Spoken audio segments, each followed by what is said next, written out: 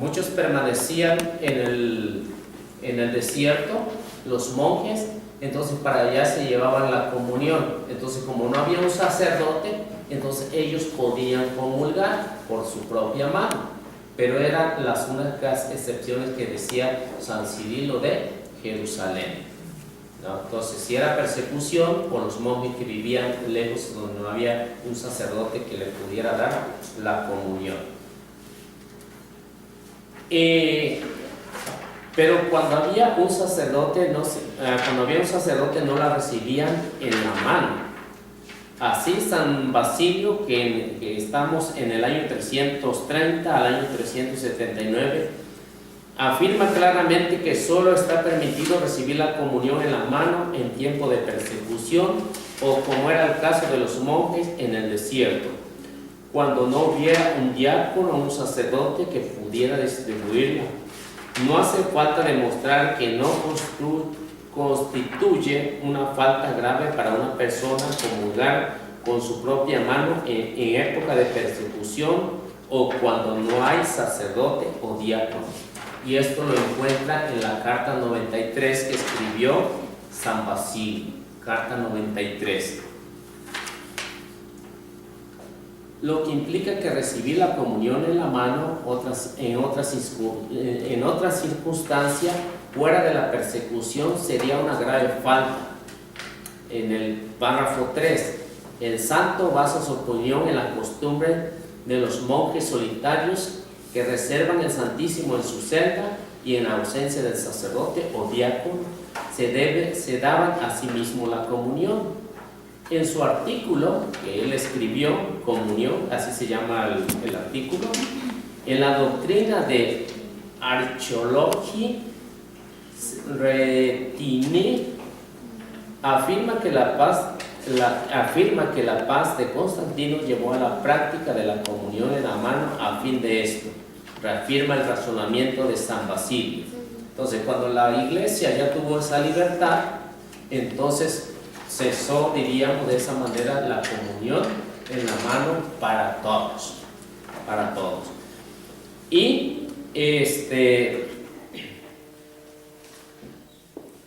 Y luego sigue diciendo: cuando la persecución cesó, evidentemente la práctica de la comunión en la mano persistía aquí y allá. Era considerada como un abuso por la autoridad de la iglesia, puesto que era juzgada contraria a la costumbre de los apóstoles. Así el concilio de Roma, que fue en el año 650, fíjense lo que nos va a decir. En esta reunión del año 650 dice: no se coloque la Eucaristía en la mano de ningún laico o laica, sino que únicamente en su boca.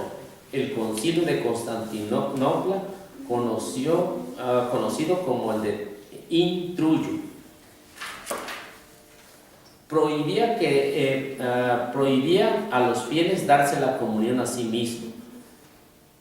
Y es que lo que sucede cuando las sagradas partículas es colocada en la mano del comulgante, se decretó excomunión por una semana de duración. Así que los que en ese tiempo comulgaban en la mano, de que le había quedado esa práctica, le daban una semana de excomunión, ¿no? Entonces, este era, diríamos, un problema que ya antes ya estaba, venía persistiendo, ¿no? Un problema. En aquellos años, estamos hablando del año 600 ¿qué? 650. En lo que hablaba San Cirilo en el siglo IV, esto no se considera oficial porque es un texto dudoso. Lo que se encuentra ahí es un texto dudoso que prácticamente, pues, lo que usan este párrafo de San Cirilo, no se sabe si él lo escribió o no lo escribió, pero es dudoso. Por eso es que no hay ninguna base sólida en la que diga que estaba autorizada universalmente por la Iglesia en su tiempo.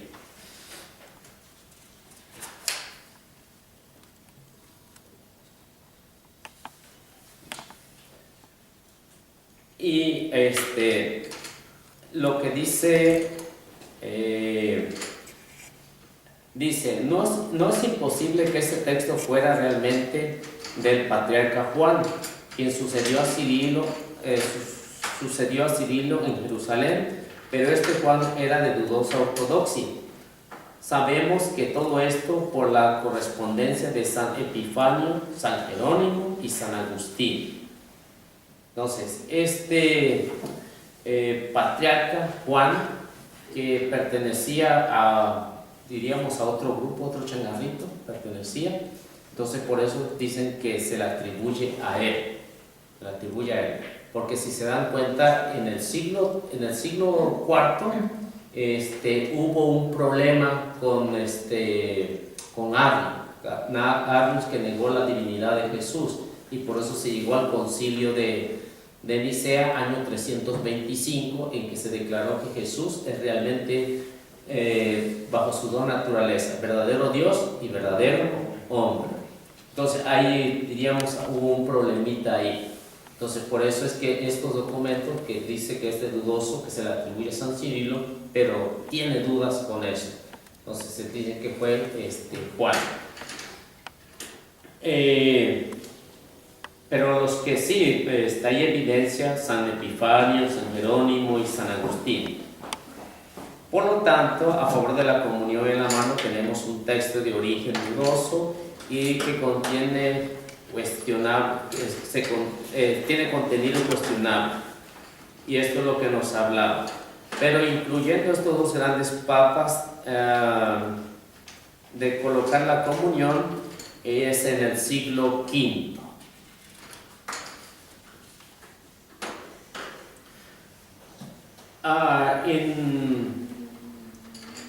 En lo que nos sigue diciendo, en efecto, a partir de la celebración de la misa, nadie que reciba la comunión, aunque fuera sacerdote, podía hacerlo en la mano. De tal modo que las prácticas tradicionales del rito romano, si un sacerdote estaba oyendo misa y no celebrando, y deseaba recibir la Sagrada Comunión, no la recibía en su propia mano, la recibía de otro sacerdote en la lengua. Lo mismo sucedía con los obispos, lo mismo si se tratara de un papa. Cuando San Pío VI, por ejemplo, estaba en su lecho de muerte en agosto de 1914 y se le administraron la Sagrada Comunión como viático, no la recibió y no le estaba permitido recibirla en la mano. La recibió en la lengua de acuerdo a la ley y a las prácticas de la iglesia. Entonces, si saben de la vida de San Pío, entonces, diríamos, uno de los más grandes santos que ha tenido la iglesia y que ha hablado mucho acerca de la comunión. ¿Es Padre Pío? Sí, Padre Pío. ¿Cómo la defendía?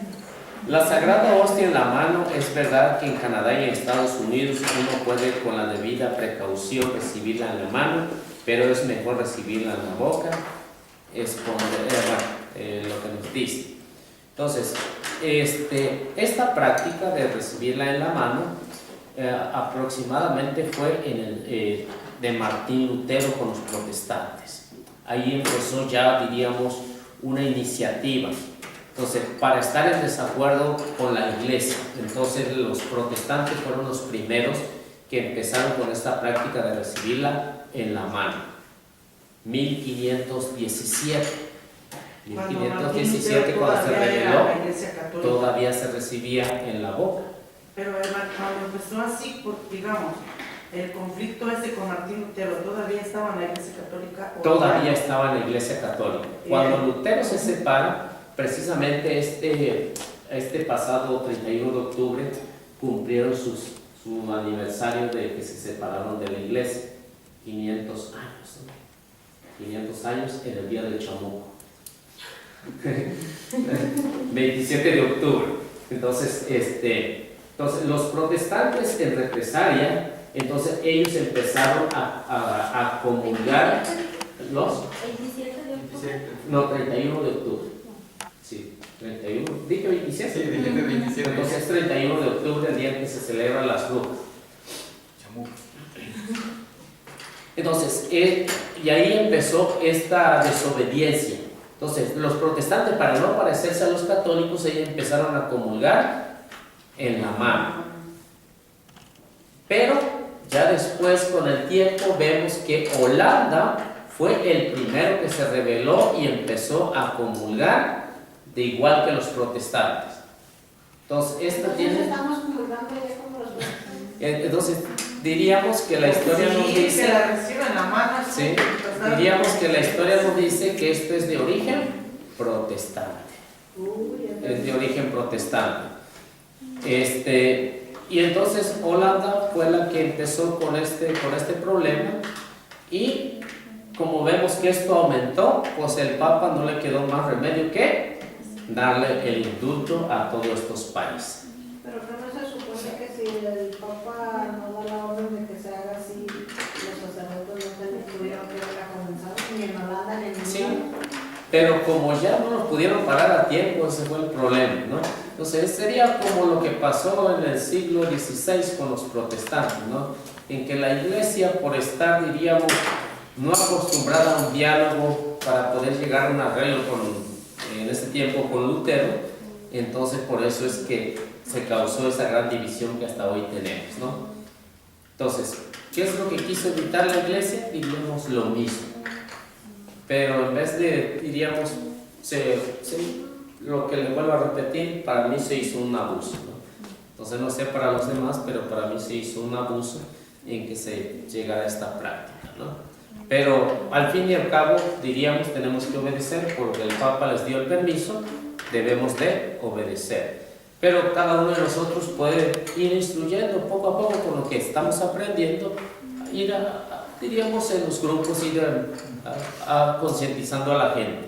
Si lo vas a recibir en la mano, entonces tienes que hacer la verdadera adoración. Si lo vas a recibir en la lengua, igual, ¿no? Entonces, para que realmente podamos, diríamos, evangelizar a los que tal vez no le dan la importancia a la Eucaristía, al cuerpo del Señor, para que todos podamos avanzar en la misma dirección. En la ley de la Iglesia Universal, en el rito latino, que se reciba la comunión en forma tradicional, puede recibirla en la mano, es solamente un indulto que el Papa ha concedido. Si algún día el Papa dice ya no les voy a dar más indulto, hasta ahí se acabó, ¿no? Entonces, no es diríamos un dogma que, no. Entonces, un día se puede llegar a decir que el Papa, o puede decir el Papa, ya no quiero que nadie comulgue en la boca, que todos comulguen en la mano, ¿no?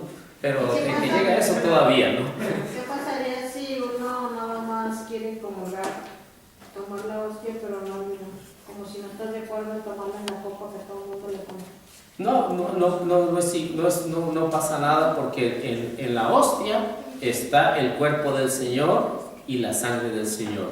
Si tomas, no necesariamente tienes que tomar la sangre del Señor. Si tomas la sangre del Señor, ahí está el cuerpo y la sangre del Señor, ¿no? Eso es lo que se le llama la transubstanciación, en el cuerpo y la sangre del Señor. Porque como yo como no estoy acostumbrada a México, yo no lo mismo que ellos. Es que es porque, pues Sí, aquí tienen igual el permiso, ¿no? Si algún día el Papa les dice ya no se puede comulgar bajo las dos especies, se acabó también. Entonces todo eso se hace a través de permiso, no se mandan solo tampoco, ¿no? Entonces si algún día dice, si ustedes se dan cuenta, hace como unos 7 o 8 años atrás, el ministro podía hacer la purificación, ¿no? El ministro hacía la purificación, el sacerdote únicamente purificaba lo que él usaba, la patena, el cáliz, únicamente, pero todo después lo llevaba a la sacristía, ¿no? Entonces tenían permiso de que el ministro pudiera hacer la purificación, pero como también hubo abuso en que donde quiera tiraban el agua donde se purificaba, Entonces el Papa dijo adiós y nada más. Ya ahorita el sacerdote tiene que hacer la purificación. Si ustedes se dieron cuenta, ahora el sacerdote hace la purificación. Antes la hacía el ministro. ¿Sí? Eliseo, no sé si alguien ha mirado ahora en la semana, pusieron un video el padre Sergio, no sé si lo han escuchado el padre Sergio, con el padre Luis Toro, y estaban hablando de esto, y estaban hablando de lo que dice mi hermana ahorita, si nomás tomas la hostia y no el vino, y el padre Luis le explica que, o sea, que él no sabe por qué los ministros o por qué la enseñanza de que se da la hostia y te dicen el cuerpo de Cristo, y se da el vino y te dicen la sangre de Cristo, porque no son dos cosas separadas. ¿Sí me entienden? No son dos cosas separadas. Y él dice que en la hostia que recibamos, ahí va todo, lo que es todo el cuerpo de Cristo, o en el vino. Y es lo que yo le decía a la señora Mari, hace una semana tuvimos para los niños, como un congreso para los niños, y se acabaron las hostias, al padre se le acabaron las hostias, entonces el padre solo dio puro vino, y yo no sabía, apenas ahora en la semana que miré ese video que acaban de poner, que explica el padre Luis Toro que si tomas el puro vino, si se acaban las hostias, si hay puro vino, tú en el puro vino recibes todo. Sí, todo. ya no es vino. Ya no la es vino. Sí, la es la sangre. Entonces dice que igual, si tienen hostias y no están consagradas, con tan solo que metan esas hostias al vino, a la sangre de Cristo, o sea, al momento están consagradas las hostias. Y ahí aprendí mucho de esto mismo que estamos hablando. Se habla en ese video, en preguntas que le hace el padre Sergio al padre Luis Toro, y ahí aprendí que por Martín Lutero fue donde viene el origen de eso. Como el origen malo de, como nosotros decimos que es el día malo, el día de Halloween, y dice, fue el día en que Martín Lutero comenzó la división. Sí. Entonces, para que vean que tienen un inicio donde empiezan todas las prácticas. Bueno, sí. ¿Algo más? No, sí, ¿No? porque dicen que siempre está pegado, se pega lo del día malo con un día bueno, que va a hacer algo bueno en la iglesia, siempre viene a juntarse lo malo con lo Viene bueno. lo contrario. Bueno, entonces, lo que nos siguen diciendo acerca de la comunión en la mano, nos dice que la comunión en la mano comenzó a difundirse a principios de la década de 1960. Ahí empezó la práctica en los círculos católicos de Holanda. Se trató de un caso de el desafío y la desobediencia a la autoridad eclesial y a su ley, procedencia de uso de la comunión. El origen de la presente práctica de la comunión en la mano en la cristianidad de Occidente puede restarse hasta la Revolución Protestante, la Reforma. Algunos dirán que es la reimplantación de una costumbre. Entonces ahí se empezó con esta práctica. Es bien sabido que la comunión en la mano comenzó a difundirse durante el comienzo de la década de los 60 en los círculos católicos de Holanda. Entonces comenzó como un remedio del uso protestante a lo que parece más probable como un falso. Entonces, como los protestantes no le dan, para los protestantes, ustedes se dan cuenta, lo que es el cuerpo del Señor, lo que es la sangre del Señor, únicamente un símbolo. Para la Iglesia Católica no. Para la Iglesia Católica es cuerpo y sangre del Señor. Para todos los protestantes, muchos lo hacen una vez al mes, una vez a la semana, una vez al año, Entonces, como los luteranos, una vez a los domingos, entonces no tiene, diríamos, una validez. Entonces, para nosotros como católicos, para los protestantes, para algunos de los protestantes, en ese momento, a diferencia de la Iglesia Católica, en ese momento, según dicen ellos, está Cristo presente ahí. Se acaba, desaparece Cristo. Para la Iglesia Católica no. Para la Iglesia Católica, diríamos, consagran 1000 hostias, se consumen 400. ¿Deja de ser cuerpo de Cristo? No, sigue siendo cuerpo de Cristo hasta que se consuma todo. A diferencia de los protestantes únicamente en ese momento y ya luego desaparecen, ¿no? Entonces, en la iglesia no es así. Pero ellos no consagran, así como la consagran. Bueno, es su forma de consagrar de ellos, es únicamente un símbolo, ¿no? Entonces, por eso cuando... un pedacito de pan en un vasito. ¿Sí? Con uva, con jugo de uva. Entonces, para ellos es únicamente un símbolo, para la Iglesia Católica no es un símbolo. Para nosotros no debe de ser un símbolo. Entonces, pero muchos católicos únicamente pasan por comulgar y hasta ahí. Entonces, es como cualquier pan común, o si estuvieran yendo a cualquier panadería. Pueden probar de un pan, pueden probar del otro, pero no le toman la debida importancia. Eso es lo que ha pasado, o estamos hoy en esa etapa, ¿no? En que nosotros como católicos estamos muy mal informados. Diríamos la mayoría estamos mal informados. ¿Por qué? Porque no hemos tratado de, diríamos, darle la catequesis necesaria que necesita el pueblo. Y si nosotros volvemos otra vez a tomar en serio todo eso, pues nos daría, diríamos, lo que podríamos hacer es mucho mejor.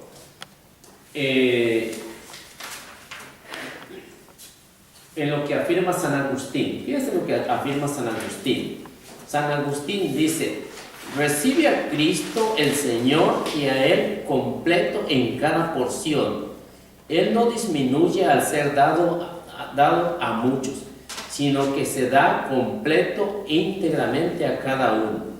El cuerpo de nuestro Señor está contenido completo e íntegramente hasta en la más mínima partícula del pan. Entonces San Agustín es lo que decía, o sea, que cualquier pedacito, partícula, ahí está Cristo completo. Si a uno le toca un granito de una partícula, con eso es suficiente para decir que Cristo está presente. Y eso lo decía San Agustín de Hipona.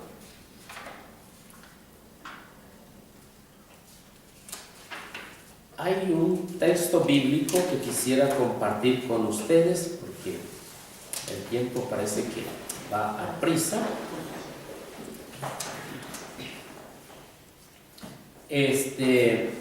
¿Fue esto alguna vez una práctica universal? Entonces, para poder demostrar que la comunión en la mano no fue universal alguna vez, suele citarse el texto en particular de San Cirilo de Alejandría. San Cirilo de Alejandría dice o explica que decía en lo que explica cómo debemos hacer un trono en nuestras manos para recibir al rey. Sin embargo, lo que habitualmente no se observa es que cualquier patrística confiable podría verificar que el texto de cuestión es de origen dudoso. Y esto diríamos porque perteneció este texto a los de Nestorio. Recuerden que Nestorio fue uno de los que se separó de la iglesia en tiempo de San Agustín. Se separó, por eso se les llaman a ellos los nestorianos, por Nestorio, que fue el que los fundó. Nestorio. Y ellos se les conocían en ese tiempo, aunque esto se acabó, esta secta se acabó, se conocían como los nestorianos. Pero contamos con los textos de San León Magno, San Gregorio el Grande y San Basilio, y entre muchos. No sé si pueden buscar el texto bíblico de Ezequiel capítulo 2, para que puedan leerlo. Ezequiel capítulo 2, versículo 1, versículo 8, versículo 9 y luego capítulo 3, versículo 3. ¿Ezequiel qué? Ezequiel capítulo 2, para que leamos el versículo 1, luego el versículo 8, luego el versículo 9 y luego pasamos al capítulo 3, versículo 13. 13. A ver si lo tienen por ahí.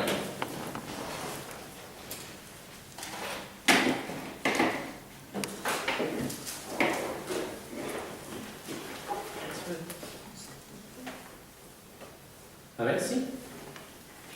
Dice Ezequiel, me dijo, hijo de hombre, ponte de pie, te voy a hablar. Luego ahora, hijo de hombre, escucha lo que te voy a decir. No te rebeles como esa raza de rebeldes, sino que abre la boca y come lo que te doy. Mire hacia mí. Se tendió una mano que sostenía el rollo del libro. Y luego al 13. Sí. 3, ¿no? 3, 13. 13. 3, capítulo 3, versículo 3. Oí el batir de las alas de los seres, unas contra otras. Oí también el ruido de las ruedas. Todo era un enorme estruendo.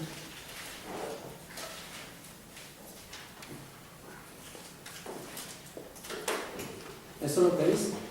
3, 3. 3. Bien. Entonces, si ustedes se dan cuenta, cuando Dios le habla a Ezequiel, no le dice toma en la mano y come. ¿Qué es lo que le dice? Ponte de pie. Ponte de pie y abre la boca para que comas. Según los estudiosos que nos dicen que esto es la prefiguración de la comunión, lo mismo que habla el Salmo 81 en el versículo 11. Dicen que esto es, diríamos, la prefiguración de la Eucaristía, y que dice ponte de pie y come, hijo de hombre, pero que también le dijo, hijo de hombre, come lo que te he ofrecido como este rollo y ve a hablar a la casa de Israel.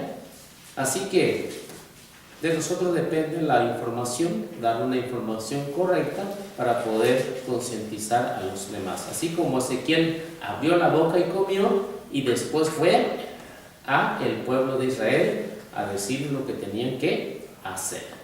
Bueno, le dice, no te rebeles como esa raza de rebeldes. ¿Será que ahora está pasando lo mismo? Sí, ya vemos Pues, mucho. a lo mejor, a lo mejor. Entonces, el Salmo 81, versículo 11, también nos va a mencionar algo semejante, que le va a decir que abra la boca y coma al pueblo de Israel. No sé si lo tienen por ahí. Dice, yo soy Yahvé, Sí. yo soy Yahvé tu Dios, que te hice subir de la tierra de Egipto. Abre tu boca y te la llenaré. Entonces, los que dicen, los que saben que eso se refiere a la comunión. Entonces, prefiguración de la comunión, diríamos que en ese tiempo, tanto en el tiempo de Ezequiel, muchos se rebelaron, hacían lo que querían, pero después vemos cómo Dios a lo largo de los años pues, le habló a Ezequiel y le dijo lo que tenía que hacer. Entonces, esto siempre ha sucedido. Entonces, cada uno de nosotros puede, diríamos, evangelizar, concientizar a los demás y si Dios quiere que no se cometa sacrilegios por recibirla en la boca o en la mano, pero que se haga, diríamos, con todo el respeto que se merece, ¿no? Todo el respeto que se merece lo que vamos a comer, lo que vamos a tomar, que no es cualquier cosa. En estas prácticas que encontramos, entonces, También debemos saber que el Papa Juan Pablo II tampoco estuvo de acuerdo.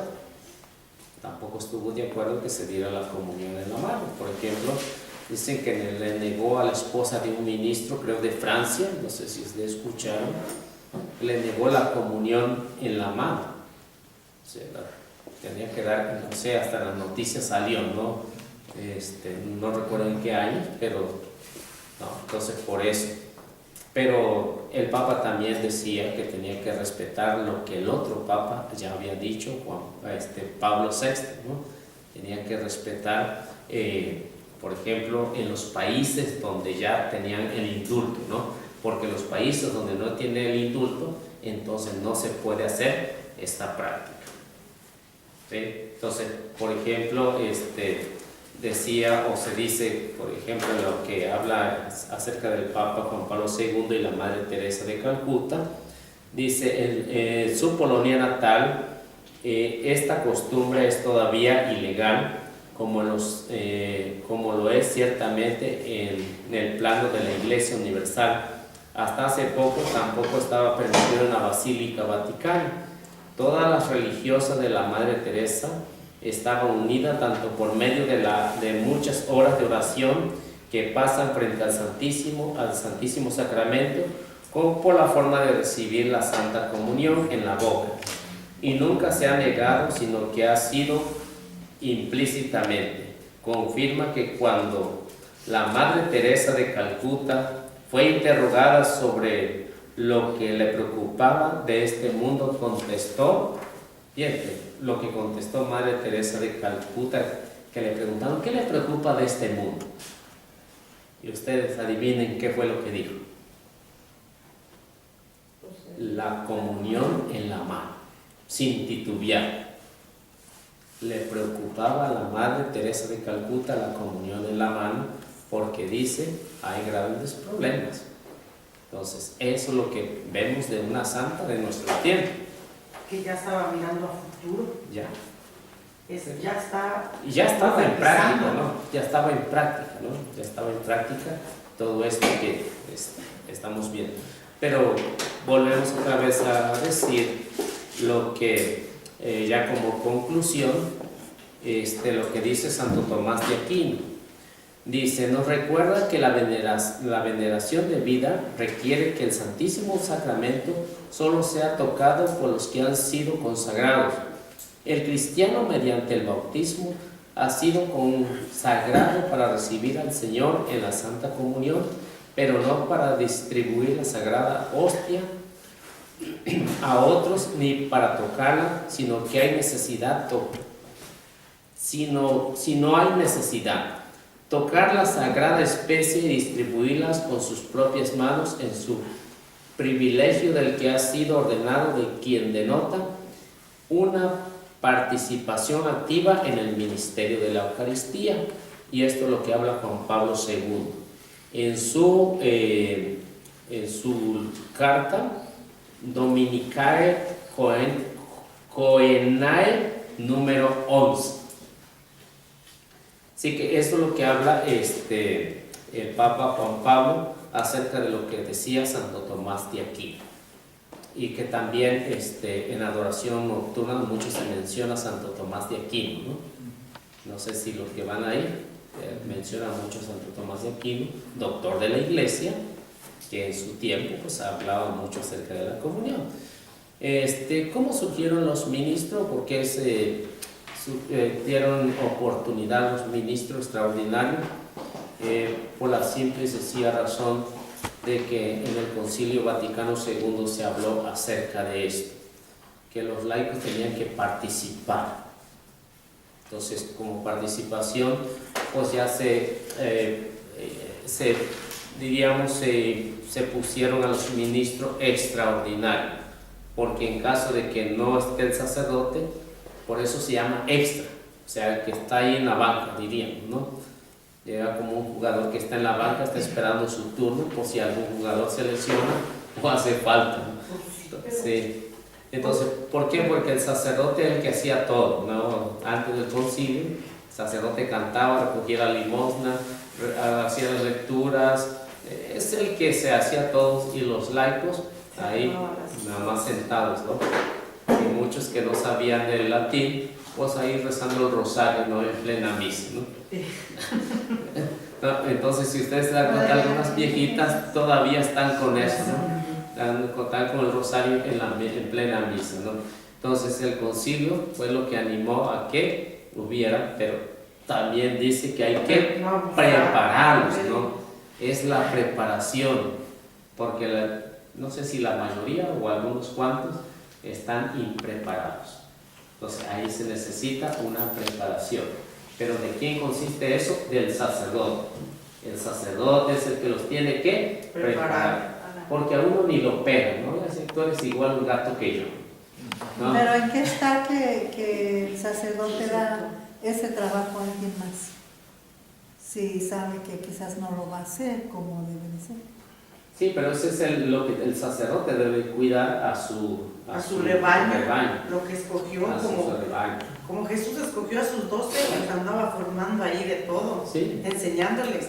Y aquí, lamentablemente, no es, espero que no me quieran mucho, pero hay sacerdotes, lo siento, padre, hay sacerdotes que definitivamente, por decir, no enseñan a sus, ¿cómo se dice?, a sus ministros extraordinarios.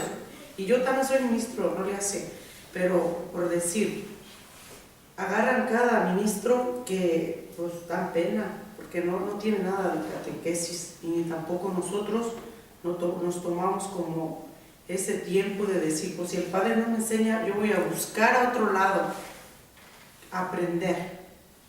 O sea, ya nomás se queda ahí que van los domingos, y eso ni siquiera todos los domingos, nomás el domingo que te toca servir, ahí lo vas a ver en la misa. Y los demás ya no. Quién sabe si irán a misa a otras iglesias o no, pero aunque no te toque servir, el deber de uno es estar ahí, siempre cada domingo. Pero, pues, dice que el sacerdote es el que está a cargo de su rebaño. De su rebaño, y que tiene que tener cuidado Con lo que de pone. no juzgar a cualquiera del montón, ¿no? Sí. Entonces, y eso es lo que debe de hacer el equipo de liturgia. O sea, no nada más los ministros, todos tienen que ser partícipes, el equipo de liturgia. El equipo de liturgia se compone de acomodadores, si quieres, lectores, ministros. De todos ellos se compone. Pero, ¿han recibido alguna clase? No sé, ahí lo dejo a la mentalidad de todos. Si han recibido una instrucción. Sí dan clases, por decir. Seguidas. Sí dan clases, seguidos no, pero cada 6 meses, por decir, está diciéndonos la clase. El problema es, bueno, yo lo digo por decir, donde yo ando, ¿verdad? El problema es que a veces hay gente que tiene muchos años y luego ponen a alguien nuevo, así que usted se encarga de la liturgia ahora. El problema es que el que tiene más años no le hace caso a él porque es nuevo. ¿Entiendes? O sea, no tenemos esa humildad de decir, ya ahora soy un ministro y estoy a la orden del coordinador, a la orden del que se va a encargar de todo, como dices, del equipo, para que todo salga bien en la misa. Pero no, cada quien quiere queremos hacer lo que queremos. Yo pienso, bueno, hay que saberlo todos. Yo pienso que cuando se hace la invitación a otras personas, como que se sienten ofendidas. Y yo creo que tenemos que buscar una manera una ayuda de algo, cómo invitarles, cómo mostrarles o decirles el error que estaba uno, cómo veía uno los ministros y cómo también estaba en esas mismas posiciones sin ser ministro, porque a veces llegamos a la iglesia sin tener un trabajo dentro de la iglesia y criticamos a los que se están subiendo, criticamos a los que se están bajando, pero no sabemos qué es el trabajo que se tiene que hacer. Ahora que estamos aquí en este gran estudio, yo los felicito a todos ustedes porque ha sido por muchos años lo que ha hecho Eliseo. Pues buscar la manera cómo invitarlos, decirles el error que tenemos todos lo tenemos. Y invitarlos porque sí se ofenden. Bueno, vamos a ver un texto bíblico, que vamos a empezar con un texto bíblico. Empezamos con Lucas, capítulo 22, ¿qué? Lucas 14 al 20. Y vamos a ver 1 Corintios capítulo 11, versículo 17 al versículo 29. ¿Corintios qué dijo? Corintios, Primera de Corintios 11, 17 al 29. Dice, si lo tienen todos, ¿verdad? Dice, siguiendo con mis advertencias, no los puedo alabar porque sus reuniones les hacen más mal que bien. Primeramente, según lo oí, cuando se reúnen en asambleas se notan divisiones entre ustedes y en parte lo creo. Incluso tendrán que haber grupos rivales a fin de que se vea quién de ustedes tiene virtud probada. De manera que sus reuniones ya no es la cena del Señor, pues cada uno se adelanta a tomar su propia comida y mientras uno pasa hambre, otro se embriaga. ¿No tienen ustedes casa para comer y beber?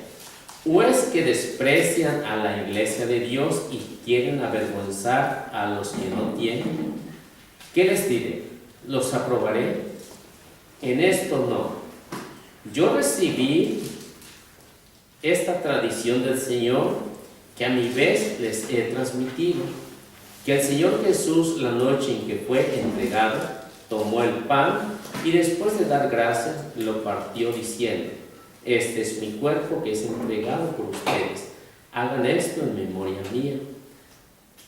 De la misma manera, tomando la copa, después de haber cenado, dijo: esta es la nueva alianza, que es la nueva alianza en mi sangre.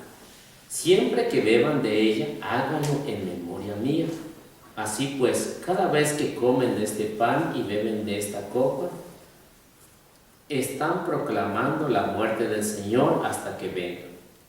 Por tanto, si alguien come del pan y bebe de la copa del Señor indignamente, peca contra el cuerpo y la sangre del Señor. Por eso, que cada uno examine su propia conciencia antes de comer del pan y de beber de la copa.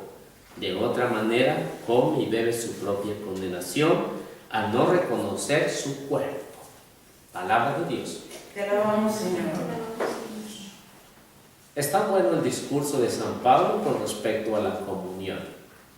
Entonces, como vemos, al tiempo de las primeras comunidades cristianas de Corintio pasaba este problema. Había un desorden, lo mismo que es hoy, desorden también.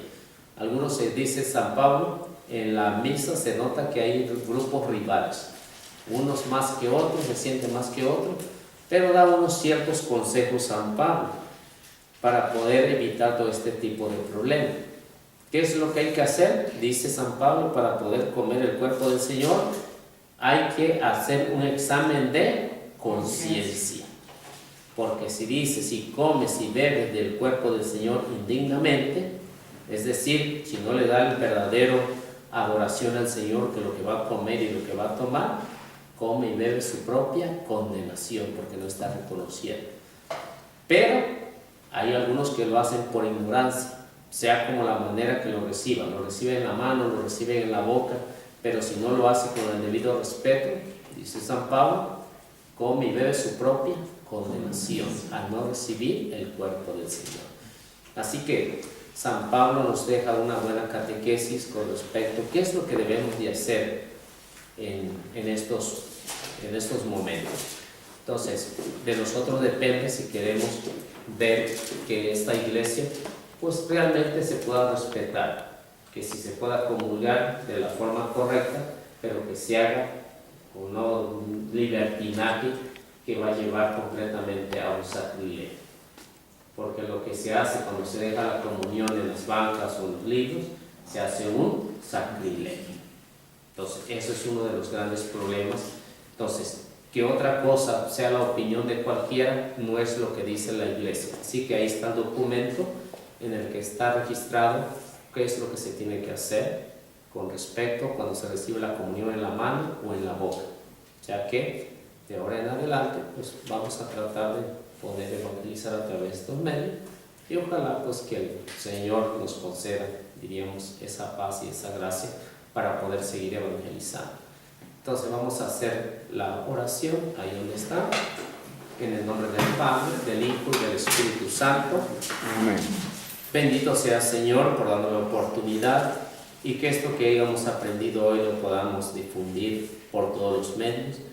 Bendice Señor a todas las personas que van a ver esta enseñanza para que todos podamos formarnos de acuerdo a lo que tú quieres, Señor, para que no se profane tu cuerpo, tu sangre, que sea de la manera que lo recibamos, sea en la mano o sea en la boca, pero que todo se haga con reverencia para poder bendecir y adorar tu nombre. Porque tú dijiste, Señor, en Juan 6:54, el que come mi carne, bebe mi sangre, vive de vida eterna y yo lo resucitaré en el último día. Queremos, Señor, que todo lo que podamos comer de tu cuerpo nos sirva para poder experimentar tu santo y bendito amor y sobre todo para que nos resucite en el último día. Perdónanos, Señor, porque tal vez no hemos enseñado a los demás cuál es la forma correcta de poder recibir tu cuerpo y tu sangre, pero sobre todo, Señor, para que nos des el valor de poder instruir a todos los demás, para que todos formemos ese cuerpo que tú quieres y sobre todo que no tengamos esa mentalidad de los hermanos separados, que es únicamente un símbolo o un pan cualquiera que se consume. Que todos tengamos en mente que es tu verdadero cuerpo, que es tu verdadera sangre. A ti, Mamita María, que tú llevaste ese cuerpo y esa sangre en tu vientre, enséñanos también a tenerlos en nuestros corazones, para que cada día podamos ser mejores.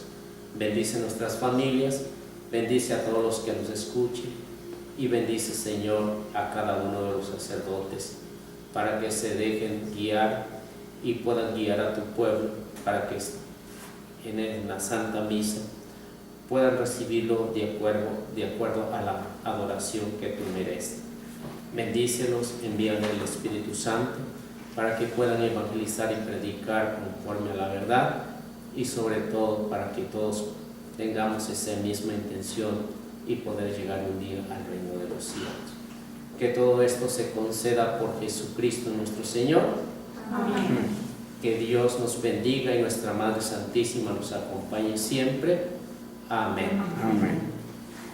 Y un mensaje para los que nos van a escuchar o ver a través de esta enseñanza, que pueden suscribirse a nuestro canal Apóstoles de la Palabra Denver, Facebook también Apóstoles de la Palabra Denver, o Eliseo Méndez con el logotipo Diálogo con los Protestantes. Que Dios los bendiga. Ah, pues, sí.